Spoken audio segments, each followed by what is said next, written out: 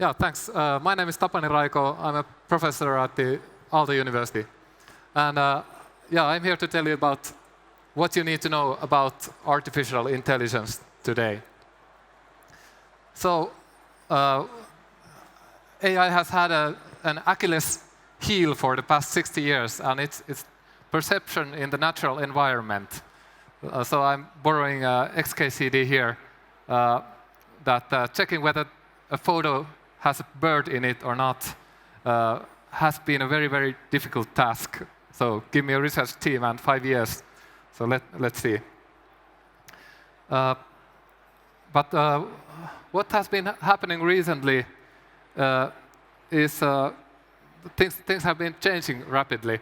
For instance, in speech recognition, here's a curve of what's the typical error rate and how it is developing through the years. So there seemed to be no progress from 2000 to 2010, but then things started happening, and this year you can talk to your smartwatch and get a translation or something. The same thing is happening in, for instance, in image classification. There's a yearly competition, this ImageNet challenge, and here you again see the error rates of yearly progress in image classification, and something changed in 2012, and the progress has been very rapid since that. And this year, it's also possible to, for instance, generate captions to images that the AI has never seen before. Here you see some examples.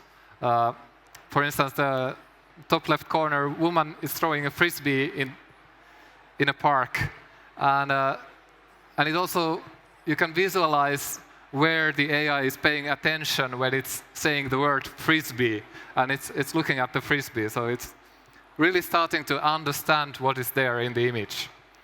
And actually, just 2 days ago, there was a new paper doing the same thing backwards. So you get a textual description of an image, and you have to, the AI paints an image, what it could see when it gets the text. For instance, a very large commercial plane flying in blue skies. Of course, these images that you see now are very blurry and inaccurate and so on. But now that the first step has been taken, then it's only about improvements. So soon we might have see something really interesting in this case as well. So what is different now compared to the previous 60 years? There are three main issues here. First of all, computation is cheap. Computers are not getting faster anymore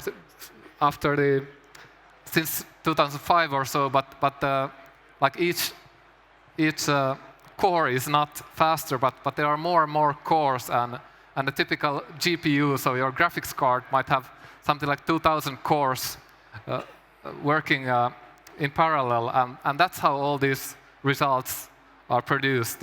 We are using GPUs for doing high-performance computing. Another thing that has changed is there's a lot of data, open data available for training your models. And the third point is deep learning. So deep learning is kind of machine learning algorithm, and there's lots of open source tools available written by both academic and industrial sources.